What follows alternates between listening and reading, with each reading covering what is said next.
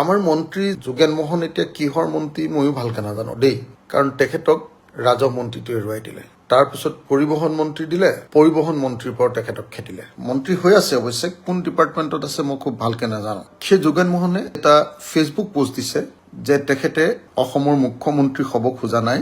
যোগেন মোহনে কৈছে যে কোনোবা সংবাদ মাধ্যমত তেখেতক বিজেপি দলে মুখ্যমন্ত্ৰী পাতিব বুলি বাতৰি ওলাইছে। মই সেই সংবাদ মাধ্যমত তেনেকুৱা বাতৰি কোনো দেখা নাছিলো, কিন্তু আজি যোগেন দাই কৈছে যে সংবাদ মাধ্যমত যোগেন দাক মুখ্যমন্ত্ৰী পাতিব বুলি বাতৰি ওলাইছে, আৰু যোগেন দাই তাৰ বিৰোধিতা কৈছে যে তেখেতৰ মুখ্যমন্ত্ৰী হোৱাৰ কোনো ইচ্ছা নাই আৰু এইবিলাক মিছামিছি বাতৰি ওলাইছে। অসমত বিসম্বাদৰ ৰাজনীতি আকৌ আৰম্ভ হ'ল নেকি? হিমন্ত বিশ্ব শৰ্মাক সলনি কৰিব খুজিছে নেকি? আমি বতাহত বহুতখিনি কথা শুনিছো, অৱশ্যে বেছি খবৰ লোৱা নাছিলো, কিন্তু প্ৰাক্তন মুখ্যমন্ত্ৰী তৰুণ গগৈ ডাঙৰীয়াৰ দিনত হিমন্ত বিশ্ব শৰ্মাই বিসম্বাদ কৰিছিলে।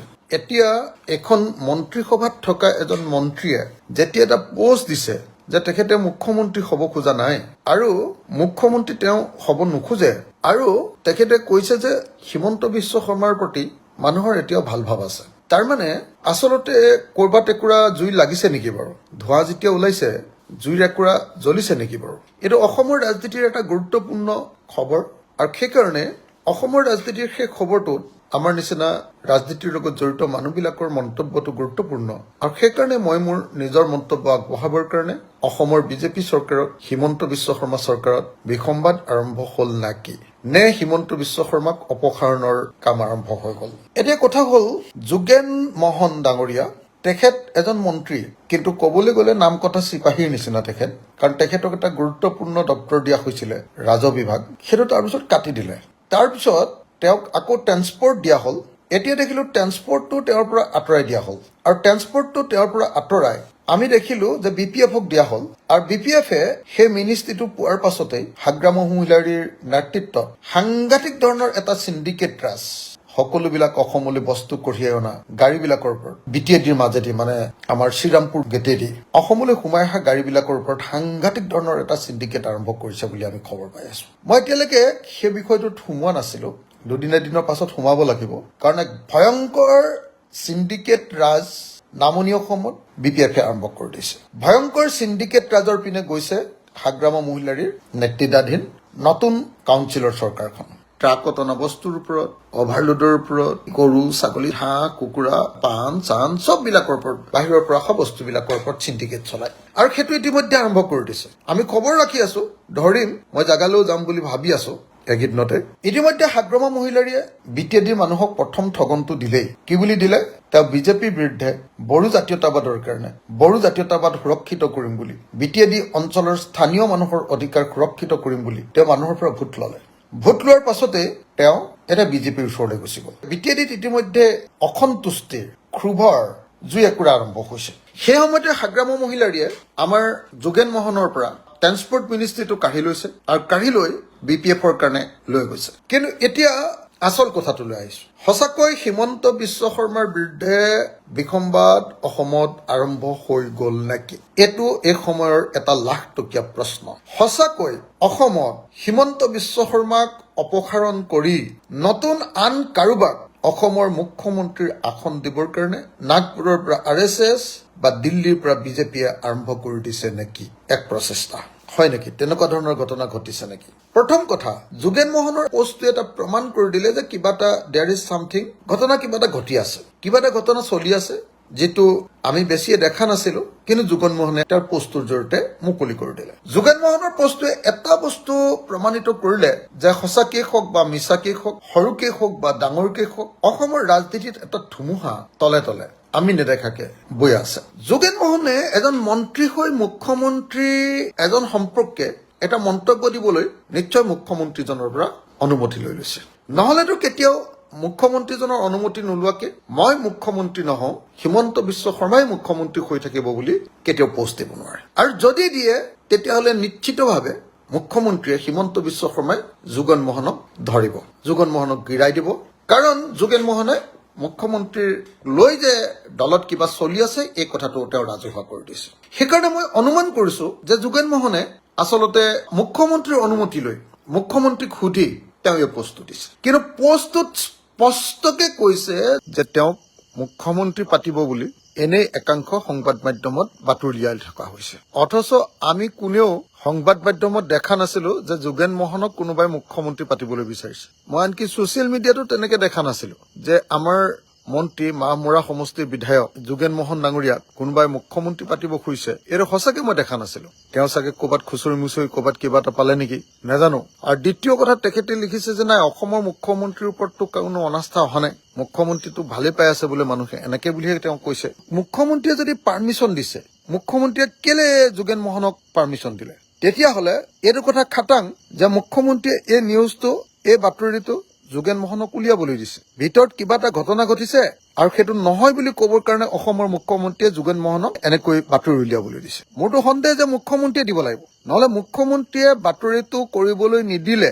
তেওঁৰ ফেচবুকত কেনেকে এজন মন্ত্ৰীয়ে ক'ব যে হিমন্ত বিশ্ব শৰ্মাক খেদাই মোক মুখ্যমন্ত্ৰী পাতিবলৈ লোৱাটো মই ভাল পোৱা নাই। তাৰমানে মুখ্যমন্ত্ৰীও এই কথাটোক লৈ ৱাকিবহাল, তেওঁ জানে, তেওঁ ভয় খাই আছে।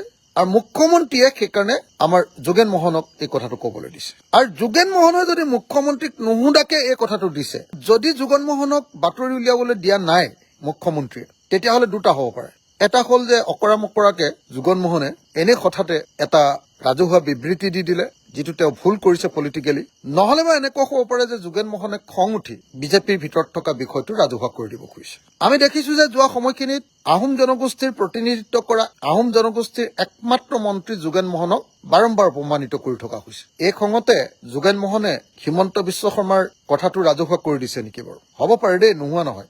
যদি যোগেন মোহনে খঙত এইটো কৰা নাই, তথাপিও এটা বস্তু আমি গম পাইছো যে যোগেন মোহনৰ হাতৰ পৰা ট্ৰেন্সপৰ্ট ডিপাৰ্টমেণ্টটো কাঢ়ি নি অসমৰ মুখ্যমন্ত্ৰীয়ে সেইটোক BPFৰ হাতত দি দিছে। আৰু BPFে সেই ট্ৰেন্সপৰ্ট ডিপাৰ্টমেণ্টটো লৈ অসমত চিণ্ডিকেট ৰাজ আকৌ আগতে বিজেপিয়ে যিটা চিণ্ডিকেট ৰাজ চলাই আছিলে তাতকৈ গভীৰভাৱে, তাতকৈ ভয়ানকভাৱে চিণ্ডিকেট ৰাজ চলাবলৈ হাগ্ৰামা মহিলাৰীৰ BPF দলটোৱে কাম কৰা আমি পুৰা খবৰ পাই আছো, 100% খবৰ পাই আছো। কেইদিনমানৰ পাছত মই নিজেও সেই চিণ্ডিকেট চাবলৈ যাম, ধৰিবলৈ যাম, প্ৰতিবাদ কৰিবলৈ যাম। কাৰণ আকৌ বস্তুৰ দাম সাংঘাতিক বাঢ়ি যাব। এতিয়া হাগ্ৰামা মহিলাৰ নেতৃত্বাধীন BPF দলে হিমন্ত বিশ্ব শৰ্মাৰ অনুমতি লৈ, হিমন্ত বিশ্ব শৰ্মাৰ ইছাৰাত, হিমন্ত বিশ্ব শৰ্মাৰ ছত্ৰছায়াত, পৃষ্ঠপোষকতাত এটা বৃহৎ চিণ্ডিকেট চলাবলৈ গৈ আছে। সৰু সুৰা নহয়, চববিলাক বস্তুৰ ওপৰত, গৰু, গাহৰি, মহ, সকলো বস্তু, যিমান বস্তু বাহিৰৰ পৰা আহিব সকলো বস্তুৰ ওপৰত এটা চিণ্ডিকেট লগাবলৈ গৈ আছে, আৰম্ভ হৈ গৈছে। বস্তুৰ দাম বাঢ়ি যাব, আপোনালোকে চাই থাকক কেইদিনমানৰ ভিতৰত। আগতকে বেছি ৰেট। আমাৰ মৰমৰ শিল্পী জুবিন গাৰ্গৰ মৃত্যুৰ পাছত পৰিৱৰ্তিত পৰিস্থিতিত বিজেপি চৰকাৰ বিৰুদ্ধে মানুহে যি ধৰণে জাঙুৰ খাই উঠিছে, হিমন্ত বিশ্ব শৰ্মা যি ধৰণে অস্থিৰ হৈছে, আপোনালোকে লক্ষ্য কৰিছে নাই বাৰু? হিমন্ত বিশ্ব শৰ্মা কেনেকুৱা অস্থিৰ হৈ গৈছে আপোনালোকে লক্ষ্য কৰিছে নাই? পলিটিকেল অবজাৰ্ভাৰ বিলাকে নিশ্চয় লক্ষ্য কৰি আছে, নহয় জানো? আপোনালোকে যদি সূক্ষ্ম দৃষ্টিৰে অসমৰ ৰাজনীতি লক্ষ্য কৰে তেতিয়াহ'লে নিশ্চয় আপোনালোকে লক্ষ্য কৰি আছে যে হিমন্ত বিশ্ব শৰ্মা অস্থিৰ হৈছে, পগলা হোৱাৰ দৰে হৈছে, তেওঁৰ কথাৰ লাগবান নাইকিয়া হৈছে, তেওঁ সাংঘাতিক ধৰণৰ এটা অস্থিৰতাৰ মাজত ডুবি আছে। এই যে পৰিস্থিতিটো হৈছে তাৰ কাৰণ হ'ল 2026 চনৰ নিৰ্বাচনত অসমৰ ৰাইজে বিজেপিক এৰিব বুলি, অসমৰ ৰাইজে বিজেপিক বিদায় দিব বুলি হিমন্ত বিশ্ব শৰ্মাই ভয় খাইছে। আৰু সেই ভয়ৰ পৰিণতিত এতিয়া হিমন্ত বিশ্ব শৰ্মা এফালেদি অস্থিৰ হৈছে, আনফালেদি সৰু সৰু শক্তিবিলাকৰ ওচৰত তেওঁ আত্মসমৰ্পণ কৰিছে। এইবাৰ BPFৰ ওচৰত তেওঁ আত্মসমৰ্পণ কৰিছে আৰু বিজেপিয়ে চলাই থকা চব চিণ্ডিকেট এতিয়া BPFক দি দিছে BTAD এলেকাত।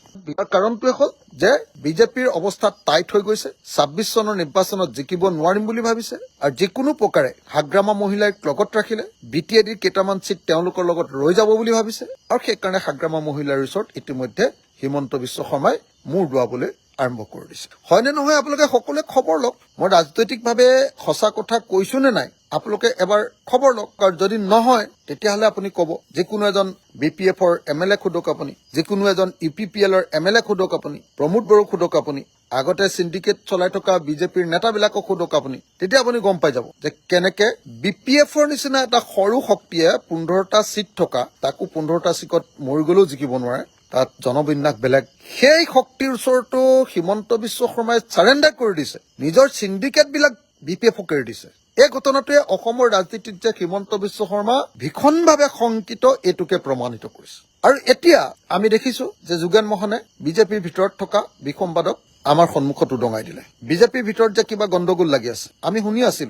আমাক কৈছিলে বিভিন্ন জনৰ পক্ষৰ পৰা আমি ৰাজনীতি কৰা মানুহবিলাকে আৰু যিহেতু আমি এছেম্বলিলৈ গৈ থাকো, বিভিন্ন পলিটিচিয়ান বিলাকক লগ পাই থাকো বিভিন্ন আড্ডাবিলাকত, যাকে তাকে য'তে ত'তে। গতিকে পলিটিচিয়ান বিলাকে আমাক কোৱা অনুসৰি, বিভিন্ন সূত্ৰবিলাকে আমাক কোৱা অনুসৰি যে হিমন্ত বিশ্ব শৰ্মাই এই পৰিস্থিতিত গাড়ী যাবৰ কাৰণে যোগেন মোহনক তেওঁ মানে সৰ্বানন্দ সোণোৱালৰ মানুহ বুলি ভাবে, গতিকে পবিত্ৰ মাৰ্ঘেৰিটাক মুখ্যমন্ত্ৰীৰ কাৰণে তেওঁ মানে চুজ কৰিছে। তেওঁক যদি খেতি দিয়ে তেতিয়াহ'লে পবিত্ৰ মাৰ্ঘেৰিটাক সেই চিটত বহুৱালে তেওঁৰ আপত্তি নাই বুলি কৈছে। আৰু খবৰ আহিছে যে হিমন্ত বিশ্ব শৰ্মাৰ মন্ত্ৰীসভাৰ এজন বৰাকৰ মন্ত্ৰীয়ে হিমন্ত বিশ্ব শৰ্মাৰ হিমন্ত বিশ্ব শৰ্মাই মুখ্যমন্ত্ৰী হৈ থাকিব লাগে, বেলেগক দিব নালাগে, তেওঁৰ দিনতহে জিকিব পাৰিম, তেওঁৰ হাততহে টকা আছে, তেওঁহে 2026 চনৰ ইলেকশ্যনত টকা খৰচ কৰিব পাৰিব, সৰ্বানন্দ সোণোৱালে খৰচ নকৰে। এনেকুৱা ধৰণৰ কথা লৈ আৰু হিমন্ত বিশ্ব শৰ্মাৰ ওপৰত আস্থা প্ৰকাশ কৰি এটা চিগনেচাৰ কেম্পেইন কৰা বুলিও আমি শুনি আছিলো। তাৰমানে হিমন্ত বিশ্ব শৰ্মাই যিটো কাম তৰুণ গগৈ ডাঙৰীয়াৰ বিৰুদ্ধে কৰিছিলে সেই কামটো ইতিমধ্যে তেওঁৰ দলৰ ভিতৰত সোমাই গ'ল, দলৰ ভিতৰতো আৰম্ভ হৈ গ'ল। হিমন্ত বিশ্ব শৰ্মাৰ বিৰুদ্ধেও বিসম্বাদ আৰম্ভ হৈ গ'ল আৰু হিমন্ত বিশ্ব শৰ্মাই সেই বিসম্বাদৰ পৰা ৰক্ষা পাবৰ কাৰণে তেওঁৰ হাংগু পাংগু বিলাকৰ জৰিয়তে দিল্লীত আকৌ হেঁচা দিয়াৰ কামটো কৰিবলৈ আৰম্ভ কৰিলে। এইবিলাক শুনা কথা, কিন্তু সেইবিলাক শুনা কথাৰ মাজত আটাইতকৈ গুৰুত্বপূৰ্ণ সত্যটো হ'ল যে যোগেন মোহনে ৰাজহুৱাকৈ কৈ দিলে যে বিজেপি দলৰ ভিতৰত কিবা এটা গণ্ডগোল আৰম্ভ হৈছে আৰু তেওঁক মুখ্যমন্ত্ৰী পাতিব খুজিলেও তেওঁ মুখ্যমন্ত্ৰী নহয়। যোগেন মোহনক মুখ্যমন্ত্ৰী পাতিব বুলি ভবাটোতো কম কথা নহয়। যিবিলাকে যোগেন মোহনক জানে আৰু দেখিছে ওচৰৰ পৰা, তেওঁকে যদি মুখ্যমন্ত্ৰী পাতিবলগীয়া হয় তেতিয়াহ'লে বিজেপি কিমান ডাঙৰ সংকটত পৰিছে এইটোতো বুজিবলৈ বাকী নাই। আৰু বিজেপিয়ে যে আহোমসকললৈ বহুত ভয় কৰিছে সেইটোকে প্ৰতিপন্ন হ'ব, বেলেগটো কাৰণে নাই। কাৰণ আমি নিজে দেখিছো, জানো বা বাৰম্বাৰ মুখ্যমন্ত্ৰীয়ে খেদি আছে আমুকটো মন্ত্ৰী পদৰ পৰা তামুকটো মন্ত্ৰী পদৰ পৰা যোগেন মোহনক খেদি আছে, তাৰমানে তেওঁ অযোগ্য বুলি ক'ব খুজিছে। আৰু সেই অযোগ্য মানুহজনক যদি মুখ্যমন্ত্ৰী পাতিব খুজিছে তেতিয়া আপোনালোকে নিজে ভাবক যে বিজেপি কিমান ডাঙৰ সংকটত পৰিছে।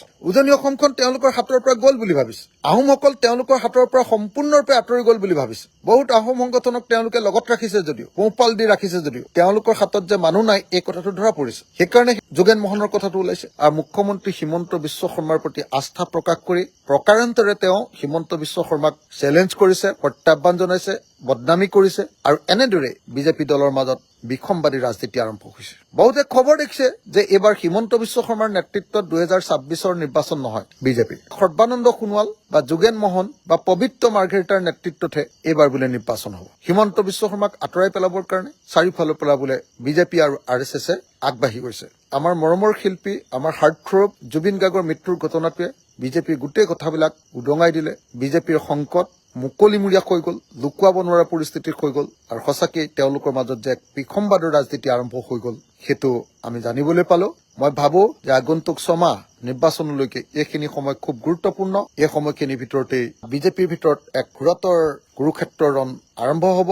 সৰ্বানন্দ সোণোৱালে মিহি মিহিকে নিশ্চয় ইয়াৰ গুৰি ধৰিব এই বিসম্বাদৰ, আৰু তাত কোন মহুৰা হয়, পবিত্ৰ মাৰ্ঘেৰিটাই হিমন্ত বিশ্বৰ মহুৰা হয় নে যোগেন মোহনেই সৰ্বানন্দ সোণোৱালৰ মহুৰা হয় সেইটো আমি নাজানো। কিন্তু ঘটনা যে কিবা এটা ঘটিবলৈ গৈ আছে আৰু বিজেপিৰ ভিতৰত যে অস্থিৰতা আহিছে, হিমন্ত বিশ্ব শৰ্মাই যে ভয় খাইছে আৰু RSS আৰু বিজেপিয়ে যে হিমন্ত বিশ্ব শৰ্মাৰ প্ৰতি অনাস্থা প্ৰকাশ কৰিছে আৰু তেওঁলোকৰ হাতৰ পৰা যে অসমখন যোৱাৰ পৰিৱেশ এটা সৃষ্টি হৈছে, যোগেন মোহন ডাঙৰীয়াৰ এই ফেচবুক পোষ্টে প্ৰমাণ কৰিলে। আৰু সেইকাৰণে মই আপোনালোকক সকলোকে সজাগ কৰি দিলো, আপোনালোকক সকলোকে সচেতন কৰি দিলো, আপোনালোকক সকলোকে মনত পেলাই দিলো যে আজিৰ দিনটোৰ পৰাই অসমত হিমন্ত বিশ্ব শৰ্মাৰ বিৰুদ্ধে আনুষ্ঠানিকভাৱে বিসম্বাদ আৰম্ভ হ'ল।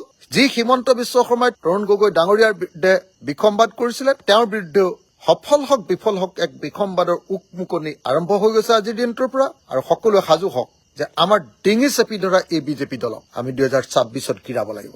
আপোনালোক সকলোৱে সাজু হওক যে আপাত মস্তক ভৰিৰ তলৰ পৰা মূৰৰ ওপৰলৈকে পুৰা দুৰ্নীতিৰে পুতি পেলোৱা, চিণ্ডিকেট ৰাজেৰে পুতি পেলোৱা এই বিজেপিক 2026 চনৰ নিৰ্বাচনত আমি উফৰাব লাগিব। সাজু হওক সকলো বস্তুৰ মূল্য বৃদ্ধিৰে আমাৰ সকলোৰে মূৰত মাধমাৰ দিয়া এই বিজেপি দলক আমি 2026 হৰুৱাব লাগিব, উফৰাই পেলাব লাগিব। আৰু সাজু হওক যে সকলোৰে ব্যৱসায় বাণিজ্যত ধ্বংস কৰি টেক্স টেৰৰিজিম চলোৱা এই বিজেপিক উফৰাই পেলাবৰ কাৰণে মই আপোনালোক সকলোকে আহ্বান জনাইছো।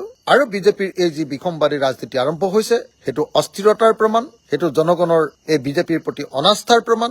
After death of Zubeen Garg এই ঘটনাৰ পাছত আচলতে অসমৰ ৰাজনীতিত এই ভূমিকম্প আৰম্ভ হৈছে আৰু এই ভূমিকম্প কিমান দূৰ আগুৱাই যাব সেই কথাটো আমি লক্ষ্য কৰিব লাগিব আৰু এই ভূমিকম্প যাতে সঠিক দিশত আগবাঢ়ি যায় তাৰ কাৰণে আমি বাহিৰৰ পৰা আৰু বিজেপিৰ সদস্যসকলে ভিতৰৰ পৰা কাম চলাব লাগিব। ধন্যবাদ। জয় অসম, জয় জুবিন দা।